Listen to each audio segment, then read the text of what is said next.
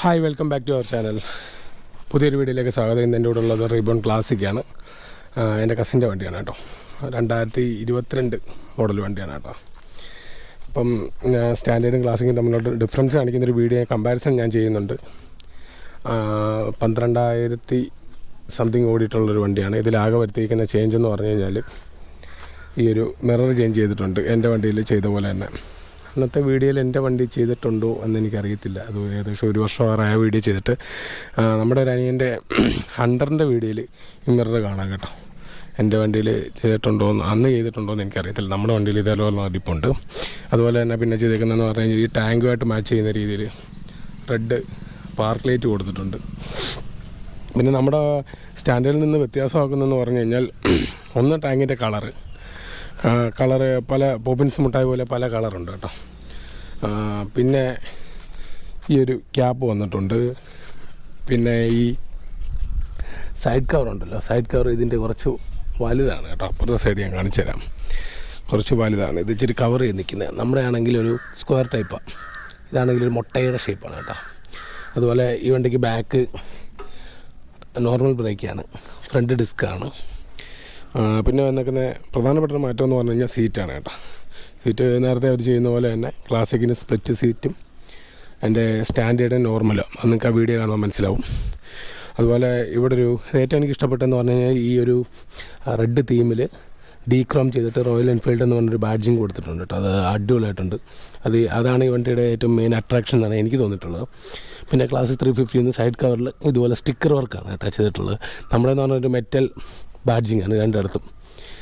അതാണ് ഇതിൻ്റെ വ്യത്യാസം വന്നത്. പിന്നെ ടയർ ടെയിൽ ലാമ്പ് ഇൻഡിക്കേഴ്സ് ഇതിലൊന്നും ഒരു മാറ്റമില്ല. പണ്ടെന്ന് പറഞ്ഞു കഴിഞ്ഞാൽ നേരത്തെ സ്റ്റാൻഡേർഡിന് ചെറിയ ടയറും ക്ലാസിക്കിന് കുറച്ച് ബാക്ക് വൈഡ് ടയറുമായിരുന്നു. ഇതങ്ങനെയുള്ള മാറ്റങ്ങളൊന്നുമില്ല. എല്ലാം സെയിമാണ്. ഫുട്രസ്റ്റ് സെയിമാണ്. അതുപോലെ സൈലൻസർ സെയിമാണ്. പിന്നെ ഈ വണ്ടിക്ക് പിന്നെ സൈലൻസർ നമ്മൾ ആഫ്റ്റർ മാർക്കറ്റ് ചെയ്യാറുണ്ടല്ലോ. വണ്ടിക്ക് നോർമലി സൗണ്ട് കുറവായതുകൊണ്ട് ബുള്ളറ്റിന് ആഫ്റ്റർ മാർക്കറ്റ് ചെയ്ത് നമ്മൾ കാണാറുണ്ട്. പിന്നെ ഈ റീബോണിന് എനിക്ക് അങ്ങനെ ചെയ്യണമെന്ന് തോന്നുന്നില്ല. ഇതിന് നല്ല എൻ്റെ ചെയ്യണമെന്ന് തോന്നുന്നില്ല. കാരണം ഒരു ചെറിയ പൊട്ട് സൗണ്ടൊക്കെ ഉണ്ട്. നമ്മൾ യൂസ് ചെയ്യുമ്പോൾ നമുക്ക് മനസ്സിലാവും. അങ്ങനെ ഞാൻ ജസ്റ്റ് ഇതിൻ്റെ സൗണ്ട് ഒന്ന് കേൾപ്പിച്ചു തരാം കേട്ടോ. എൻ്റെ വണ്ടിയേക്കാൾ കുറച്ചുകൂടെ സൗണ്ട് ഉണ്ട്. കാരണം എനിക്ക് തോന്നുന്നത് ഇത് കുറച്ചുകൂടെ ഓടിയോണ്ടാന്ന് തോന്നുന്നു. എന്നൊന്നറിയത്തില്ല. ഇതിന് കുറച്ചുകൂടെ സൗണ്ട് ഉണ്ട് കേട്ടോ.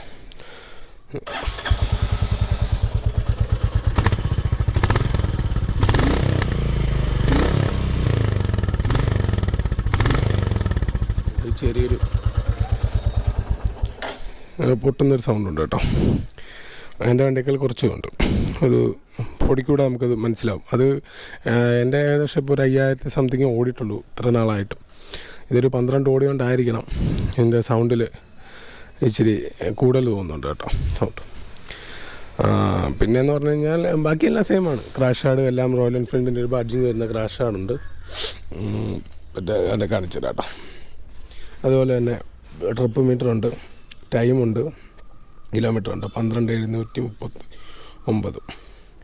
പിന്നെ റോയൽ എൻഫീൽഡിൻ്റെ ബാഡ്ജിങ് അതുപോലെ തന്നെ. ഇതിലൊന്നൊരു മാറ്റമില്ല കേട്ടോ. എല്ലാം സെയിമാണ്. എല്ലാം ഓടിക്കുന്ന ഫീലും എല്ലാം സെയിമാണ്. പിന്നെ നമുക്ക് ഓടിക്കുമെന്ന് തോന്നുന്നതെന്ന് പറഞ്ഞു കഴിഞ്ഞാൽ സ്റ്റാൻഡേർഡിനെക്കാട്ടി കുറച്ചുകൂടെ സീറ്റായിട്ട് നമുക്ക് ഇച്ചിരി പ്ലാന്റഡ് ഫുഡ് ചെയ്യാൻ പറ്റുമെന്ന് തോന്നുന്നുണ്ട്. എനിക്ക് പറ്റുന്നുണ്ട്. കാരണം ഈ സീറ്റ് വ്യത്യാസം വരുന്നുണ്ട്. മറ്റേതിൻ്റെ ഇച്ചിരി സീറ്റിന് കുറച്ചുകൂടെ ഒരു ഹൈറ്റ് ഉണ്ട്. ഇത്ര ഹൈറ്റ് വരുന്നുണ്ട്. അപ്പോൾ നമുക്കൊരു ചെറിയ ഹൈറ്റ് വ്യത്യാസം തോന്നുന്നുണ്ട്. അല്ലാതെ വേറെ ഒരു യാതൊരു വ്യത്യാസവും വണ്ടികൾ തമ്മിലില്ല. അതെ വണ്ടികൾ തമ്മിലില്ല. ഞാൻ നോക്കുമായിരുന്നു വേറെ എന്തെങ്കിലും ഉണ്ടെങ്കിൽ. വേറെ ഒന്നുമില്ല. അതോടെ തന്നെ അതിന് വരുന്നത് പോലെ തന്നെ pass, dim, bright, indicators, horn, ഇത് എൻജിൻ ഓഫ് ചെയ്യുന്നത്, ഇത് നമ്മുടെ ഇഗ്നിഷൻ ഓൺ ചെയ്യുന്നത്. ഇഗ്നിഷൻ ഓൺ ചെയ്യുമ്പോൾ ഒരു പമ്പിൻ്റെ ഒരു സൗണ്ട് കേൾക്കും. അതെല്ലാവർക്കും അറിയാവുന്ന കാര്യമായിരിക്കും. അതുപോലെ തന്നെ വണ്ടി സ്റ്റാർട്ട് ചെയ്യുന്നത്, ഇത് ഹസാർഡിൻ്റെ ഒരു സ്വിച്ച് വരുന്നുണ്ട്. ഇതിലും ഹസാർഡ് 2 വർക്ക് ചെയ്യും. പിന്നെ അത്രയേ ഉള്ളൂ. ഇവിടെ പഴയ വണ്ടിയുടെ സെൽഫി ഞാൻ നോക്കിയതാണ്, അതില്ല. പിന്നൊരു കാര്യം എന്ന് പറഞ്ഞു കഴിഞ്ഞാൽ ഒരിക്കലും നിങ്ങൾ ഈ വണ്ടി എടുക്കുമ്പോൾ ഇതല്ല J സീരീസ് എഞ്ചിനുള്ള വണ്ടി എടുക്കുമ്പോൾ എന്ന് വെച്ചാൽ ഇത് ക്ലാസിക് ആയിക്കോട്ടെ, സ്റ്റാൻഡേർഡ് ആയിക്കോട്ടെ, ഇതുപോലെ ഇൻ്റർസെപ്റ്റർ ആയിക്കോട്ടെ, GT ആയിക്കോട്ടെ, ആ ഒരു ഇതിൽ വരുന്ന ഏത് വണ്ടി ആയിക്കോട്ടെ, ക്രാഷ് ഹാർഡ് മസ്റ്റാണ് കേട്ടോ. അത് നിങ്ങൾക്ക് ഇതിൻ്റെ സ്റ്റീൽ വരുന്നുണ്ട്, ഇതുപോലെ ബ്ലാക്ക് ഫിനിഷ്, മാറ്റ് ഫിനിഷ് വരുന്നുണ്ട്, അതും എടുക്കാം. അത് നിങ്ങളുടെ ഇഷ്ടം. പക്ഷേ ക്രാഷ് ഗാർഡ് മസ്റ്റായിട്ട് വെക്കണം, കാരണം ഈ ഒരു ലിവറിന് നല്ല വില വരുന്നുണ്ട് കേട്ടോ.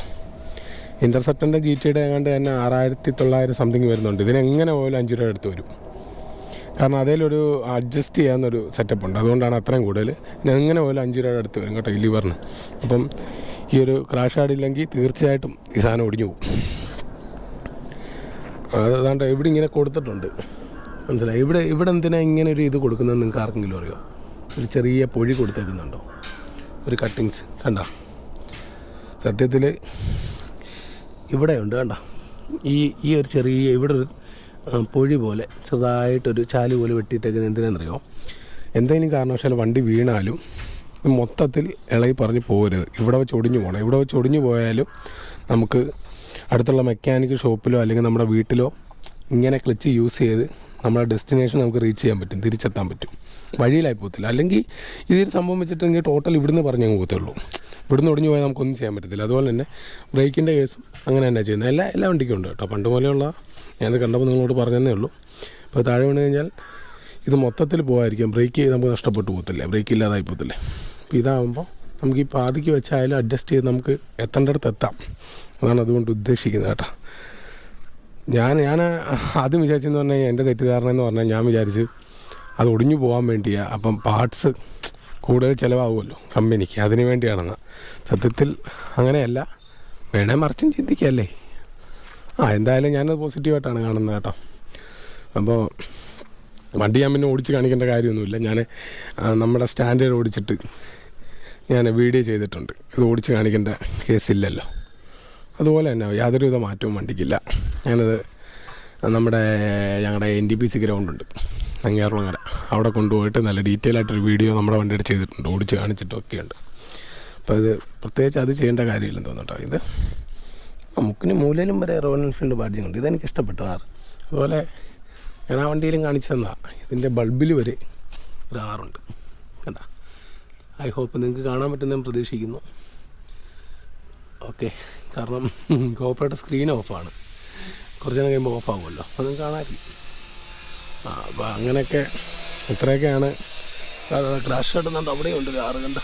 അതല്ല, അത് 6 അത് കൊള്ളാം കേട്ടോ, അതെനിക്ക് ഇഷ്ടപ്പെട്ടു. എൻ്റെ വണ്ടിക്കും ഉണ്ട് ഇത്. രസമാണ് കേട്ടോ. ഇത് എൻ്റെ വണ്ടിയെക്കാട്ടി കുറച്ചുകൂടെ സിറ്റി യൂസിന് പറ്റുന്നുണ്ട്. ഇത്രയും ദിവസത്തെ എൻ്റെ ഒരു 4 ദിവസമായിട്ട് വണ്ടിയുണ്ട്. അല്ലെങ്കിൽ ഞാൻ നേരത്തെ ഓടിച്ചിട്ടുണ്ട്. സീറ്റ് ഹൈറ്റ് കുറവാണ്ടെന്നു എനിക്ക് കുറച്ചുകൂടെ കംഫർട്ടായിട്ട് തോന്നിയിട്ടുണ്ട് ഈ വണ്ടി കേട്ടോ.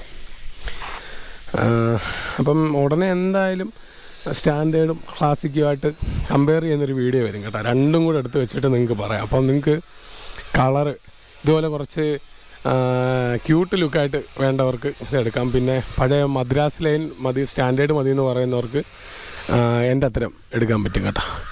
ചെറിയ എന്താ വില വ്യത്യാസം മാത്രമേ വരുന്നുള്ളൂ. ഇപ്പോൾ എല്ലാത്തിനും വില കൂട്ടിയിട്ടുണ്ട്. അപ്പം എനിക്ക് തോന്നുന്നു ഇതിന് ബാക്ക് ഡിസ്ക് വരുന്ന ഓപ്ഷൻ ഉണ്ടെന്ന് തോന്നുന്നു ഇപ്പം. ഓക്കെ, അതുപോലെ ഒരുപാട് കളർ ഒരുപാട് ഫുൾ ബ്ലാക്കിലൊക്കെ എന്തൊക്കെയാണ് കാണുന്നുണ്ട് ഈ സാധനം തന്നെ. അപ്പോൾ എന്തായാലും ഞാൻ ആ കമ്പാരിസൺ വീഡിയോ ചെയ്യാം കേട്ടോ. ചെയ്തിട്ട് നിങ്ങൾ എല്ലാവർക്കും അറിയാം, എങ്കിലും എൻ്റെ വീഡിയോ കണ്ടിട്ട് ആരെങ്കിലും വണ്ടി എടുക്കാൻ തീരുമാനിക്കുന്നെങ്കിൽ ഞാൻ പറയുന്നത് കറക്റ്റ് സർവീസ് ചെയ്താൽ മതി. കറക്റ്റ് സർവീസ് ചെയ്ത് കൊണ്ടു നടക്കാമെങ്കിൽ അത്യാവശ്യം മൈലേജും കിട്ടും, കംപ്ലയിൻസും ഇല്ല കേട്ടോ. അത്യാവശ്യം യൂസ് ചെയ്യാൻ പറ്റിയ വണ്ടിയാണ്. പിന്നെ അറിയാമല്ലോ, ഫ്യൂൽ ഇഞ്ചക്ഷൻ പമ്പ് ആയതുകൊണ്ട് ഇതിൽ ഫ്യൂലിൻ്റെ വാണിംഗ് കാണിക്കുമ്പം തന്നെ നമ്മൾ മാക്സിമം പെട്രോൾ അടിക്കാൻ ശ്രമിക്കുക കേട്ടോ. കുറച്ചുകൂടെ ഒക്കെ ഓടും, എങ്കിലും റിസ്ക് എടുക്കണ്ട. പമ്പ് എപ്പോഴും കാറിൻ്റെ ആയാലും ഇങ്ങനെയുള്ള ബൈക്കുകളുടെ ആണെങ്കിലും പമ്പ് എപ്പോഴും ഫ്യൂലിൽ മുങ്ങി കിടക്കുന്നതാണ് വണ്ടിക്ക് നമുക്ക് സേഫ്. വണ്ടിക്ക് സേഫ് എന്ന് പറഞ്ഞാൽ ഫ്യൂൽ ഇല്ലെങ്കിൽ പമ്പ് അടിച്ചു പോകും. ഒരു 5-8 തവണ പെട്രോൾ ഇല്ലാതെ വഴി തീർന്ന് നിന്ന് പോയാൽ പമ്പ് അടിച്ചു പോകും. പിന്നെ നമുക്ക് സേഫ് എന്ന് പറഞ്ഞാൽ നമ്മുടെ കയ്യിൽ നിന്ന് കാശ് പോകും. അതാണ് കേട്ടോ. അത് മാത്രമല്ലല്ലോ ഇവിടെ കൊണ്ടു നടക്കുന്ന സാധനത്തോട് നമുക്കൊരു ഉത്തരവാദിത്വം, ഒരു സ്നേഹമൊക്കെ ഇല്ലേ, അതുകൊണ്ട് പറഞ്ഞത്. അപ്പം പഴയതുപോലെ ഞാൻ ആക്റ്റീവ് ആവാൻ ശ്രമിക്കാം. ഈശ്വരൻ സഹായിച്ച് നമുക്ക് വീഡിയോസ് കണ്ടിന്യൂസ് ആയിട്ട് ചെയ്യാം. അപ്പം എൻ്റെ വീഡിയോസ് ഇഷ്ടപ്പെടുന്നെങ്കിൽ നിങ്ങൾ കമൻറ്റ് ചെയ്യണം കേട്ടോ. നിങ്ങൾ എല്ലാവരോടും റിക്വസ്റ്റ് എനിക്കുള്ളൂ, എല്ലാവരും വീഡിയോ മാക്സിമം ലൈക്ക് ചെയ്യാൻ ശ്രമിക്കണം കേട്ടോ. കാരണം തീരെ ലൈക്കില്ല, അതെന്തോ ഒരു മനസ്സിൽ വിഷമം. നിങ്ങളെ ഒരു ലൈക്ക് ചെയ്യുമ്പോൾ നമുക്കൊരു മോട്ടിവേഷനാണ് കേട്ടോ. അപ്പോൾ എന്തായാലും ഇന്നത്തെ ഈ വീഡിയോ ഇഷ്ടപ്പെട്ടെന്ന് വിചാരിക്കുന്നു. എൻ്റെ മോന്ത ഞാൻ കാണിക്കാൻ ആഗ്രഹിക്കുന്നില്ല. അപ്പോൾ എല്ലാവരും റൈഡ് സേഫ്. അടുത്തൊരു നല്ല വീഡിയോ ആയിട്ട് കാണുന്നവരെ this is Moto Winsher. Okay bye. അതുപോലെ കാറിൻ്റെ അപ്ഡേറ്റ്സ് എല്ലാം ഞാൻ ഉടനെ അറിയിക്കാം കേട്ടോ. പിന്നെ നമ്മുടെ ഒരു കാറ് സർവീസ് കഴിഞ്ഞ് വരാനുണ്ട്, അതെല്ലാം കാണിച്ചു തരാം. വർക്ക്ഷോപ്പിൽ കിടക്കുന്നതല്ല, കഴിഞ്ഞ വീഡിയോ കാണിച്ചതല്ല, വേറൊന്നുണ്ട്. അപ്പോൾ അത് കുറച്ചൊന്ന് മിനിക്ക് എടുക്കണമെന്നുണ്ട്. അപ്പോൾ എന്തായാലും ഞാൻ ഓവർകം ചെയ്യുകയാണ് എൻ്റെ സിറ്റുവേഷനിൽ നിന്ന്.